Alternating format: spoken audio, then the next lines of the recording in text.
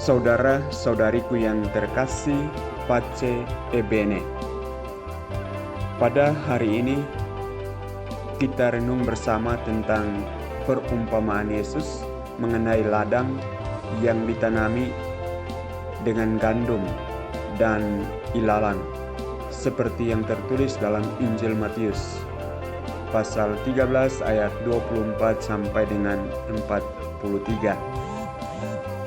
Kisah ini mengajarkan kepada kita tentang kerajaan Allah dan bagaimana Ia memperlakukan umatnya di dunia ini. Sebagaimana yang kita lihat dalam perumpamaan ini, seorang petani menabur benih gandum di ladangnya, tetapi pada malam hari musuh datang dan menaburkan benih ilalang di tengah-tengah gandum itu, lalu pergi. Ketika tanaman tumbuh, tampaklah bahwa ada gandum dan ilalang yang tumbuh bersama-sama. Betapa sering dalam kehidupan kita dihadapkan dengan situasi yang serupa.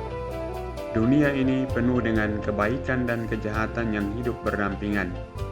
Terkadang dalam hidup kita merasa terombang-ambing antara pilihan yang baik dan buruk, dan terkadang sulit untuk membedakannya. Tetapi perumpamaan ini mengingatkan kita tentang dua hal yang penting. Pertama, kehadiran kejahatan dan penderitaan di dunia ini bukanlah kehendak Allah. Musuh yang menaburkan ilalang dalam ladang gandum menggambarkan keberadaan dosa dan kejahatan di dunia ini. Allah sebagai petani yang baik menghendaki kebaikan dan berkat bagi umatnya. Kedua, Allah adalah Tuhan yang sabar dan bijaksana. Dalam perumpamaan ini, ketika hamba tani menawarkan untuk mencabut ilalang, Tuhan berkata, biarkan keduanya tumbuh bersama sampai panen. Ini menunjukkan kepada kita bahwa Allah memberikan kesempatan bagi setiap orang untuk bertobat dan kembali kepadanya. Dia tidak ingin ada seorang pun yang hilang, tetapi menghendaki agar semua orang berbalik kepadanya. Ketika panen tiba, barulah pemisahan akan terjadi. Benih gandum akan dikumpulkan ke dalam lumbung, sedangkan ilalang akan dibakar. Hal ini mengingatkan kita akan pertanggungjawaban kita di hadapan Allah.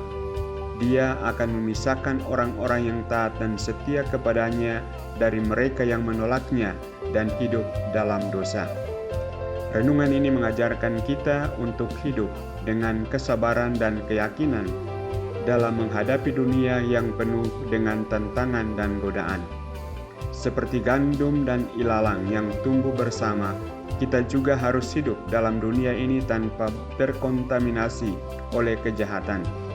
Kita harus menjadi gandum yang tumbuh dengan kuat, teguh dalam iman, dan penuh kasih. Mari kita jadi salinan hidup yang menggambarkan cahaya Kristus di tengah-tengah dunia yang gelap ini.